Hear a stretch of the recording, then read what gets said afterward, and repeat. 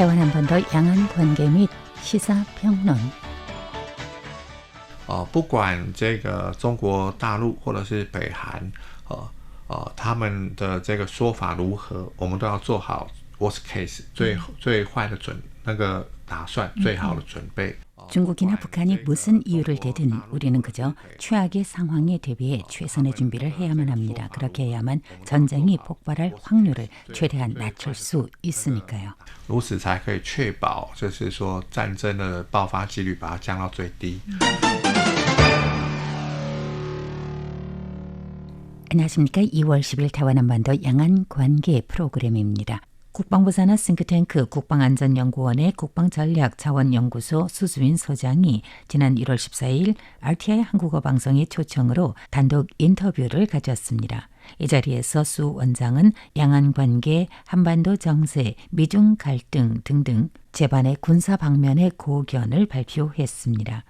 오늘은 지난 2월 3일과 2월 8일 각각 시사성 프로그램에 이어서 수지인 소장과의 인터뷰 보도 시리즈 3회, 즉 시리즈 최종회를 전해드립니다.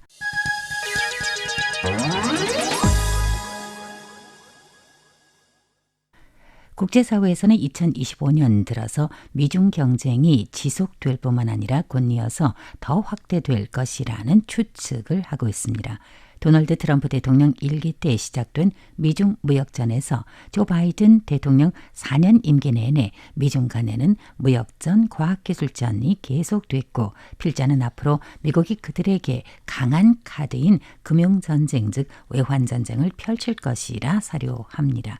그런데 만약 중국이 맞대응을 한다면 판은 훨씬 더 커질 것이 분명한데 경년제로 열리는 쭈하이 에어쇼, 즉 중국 국제항공 항천 박람회가 작년 11월에 개최됐을 때 중국이 선보인 각종 무기들을 보며 혹시 앞으로 미중 갈등은 군비 경쟁, 군사력 경쟁으로 재고되지 않을까라는 우려를 하게 했습니다. 군사력으로 말하자면 단연코 미국이 세계 최고입니다. 글로벌 화이어 파워 GFP 홈페이지에서 공개한 2025년 군사력 순위를 보면 145개 조사 대상 국가 중에 1위부터 10위는 미국, 러시아, 중국, 인도, 한국, 영국, 프랑스, 일본, 튀르키예, 이탈리아의 순입니다. 대만은 22위, 북한은 34위에 랭크되어 있습니다. 미국이 패권 경쟁에서 중국을 제압하기 위해 상당한 조치를 내세웠고 또 2022년 2월 24일 러시아가 우크라이나를 침공한 후 러시아에 대한 각종 제재 조치로 인해서 러시아와 중국이 더 가까워지게 되며 글로벌 군사력 2위와 3위가 한 팀이 된 듯해 보이기도 했습니다. 작년의 주하이 에어쇼를 보면 중국이 각종 신식 무기를 총동원해 항공 박람회를 화려하게 장식을 했습니다. 그건 미국을 위시한 서방 세계를 향해서 보여주기 하는 걸로도 인식됐습니다. 중국의 이러한 움직임에는 군사 경쟁의 의도가 있을까요? 또는 미국이 중국의 무기 과시에 정말로 신경을 쓸까요? 앞으로의 추세가 궁금합니다. 펜타곤은 중국이 부정부패 척결 행동으로 인해서 중공군의 현대화 프로세스에 영향을 가했으나 해군과 공군 방면의 실력은 현저하게 향상됐다고 작년 12월에 발표한 바도 있습니다.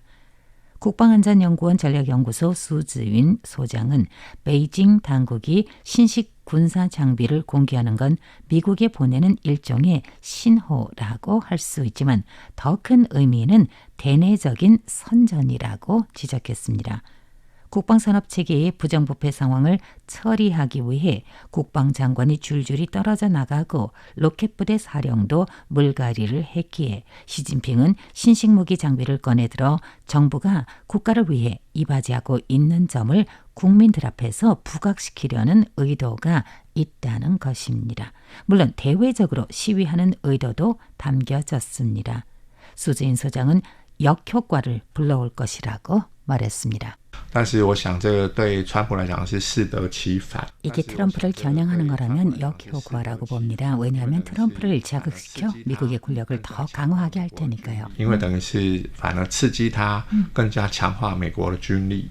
수지인 전략소장은 그동안의 저술에서 해병대, 수륙 양용부대의 중요성을 강조했었습니다. 그는 해병대와 공수부대 모두 기동전을 할 수 있는데台湾의 시각에서 볼 경우 현재의 전략은 수세이며 섬들이 많아서 만약 외딴섬에서 무슨 일이 발생했을 때 공수부대나 수륙 양용 작전 해병대를 투사한다면台湾 본섬 이외의 안전 문제를 대응할 수 있다는 겁니다. 육군은 지상부대로 지상작전에 투입되고 해병대는 상륙선이, 공수부대는 수송기가 있어 국군이 방어 임무를 수행할 때 탄력적으로 도구를 선택할 수 있기 때문에 이 모두 수세에서의 전략부대라고 볼 수 있습니다. 이렇듯 외딴섬이 유사시에 투입돼 해결할 수 있으면 좋은데 만약台湾 본섬이 공격을 받을 경우에는 수세에서 역공격을 해야 한다고 합니다. 수주인 박사는 역공격에 대해서 이렇게 설명했습니다. 敌人登陆，假设他入侵一阵子之后，那当然就可以从后方再逆登陆，这也是多一个选择。那当然这是一个准备啦，最重要对应一个比较庞大敌人的时候。 这些都只是预备的而已. 적군이 상륙해 이미 침입한 상황을 해서 우리는 뒤에서 역으로 상륙하는 것도 선택할 수 있는 거죠. 중요한 건 방대한 적군들을 대응하는 건데 우리가 해상에서 미사일로 적을 저지해 그들이 상륙을 못하게 하는 게 가장 중요합니다. 이를 최고 우선시해야 합니다. 공수부대와 수륙 양용부대는 각기 다른 위협에 대응하는 겁니다. 最重要是在海上用飞弹把它阻挡，不让它登陆，这才是 最高的priority。那空降部队、两栖部队就是应付不同的威胁的程度。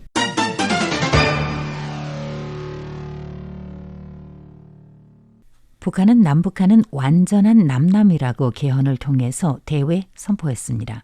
분단 국가이든 각각 독립 국가이든 오래전에는 한 가족이었지만 지금은 적대 국가가 되어 있습니다. 양안과 남북한이 유사한 듯하지만 다르게 접근해야 하는 과제입니다. 특히 대한민국과 조선민주주의인민공화국은 각각 유엔이 승인한 회원 국가들이지만台湾의 중화민국은 아닙니다. 베이징 당국도 중화민국을 독립국가로 승인하지 않고 있습니다. 수수인 박사는 권위주의 정부는 통치자가 독단적으로 무엇이든 할 수 있기 때문에 법률에 어떻게 규정이 되어 있든 그저 참고에 불과한 것이라고 지적했습니다. 그래서 최악의 상황을 대비해 최선의 준비를 해야 한다고 강조를 했습니다. 오늘 우리 인터뷰는 여러 차례 나누어서 여러분들께 소개를 해드리고 방송을 하게 되는데요. 깊이 있으면서도 이해가 쉬운 그런 답변을 해주셔서 너무나도 감사합니다. 왜냐하면 군사 그러면 상당히 복잡한데 군사 전문가님은 역시 군사 전문가님이신 것 같습니다. 오늘 말씀 너무 감사드리고요. 국방부 산하의 국방연구원 수진 소장님 대단히 감사합니다. 감사합니다. 谢谢大家. 也很希望可以再吃到韩国的炸鸡. 谢谢. 2월 10일台湾한반도 양안관계 및 시사평론 오늘은 국방안전연구원 국방전략연구소 수주인 소장과의 대담 시리즈 3회를 보내드렸습니다. 취재 보도의 백종입니다. 감사합니다.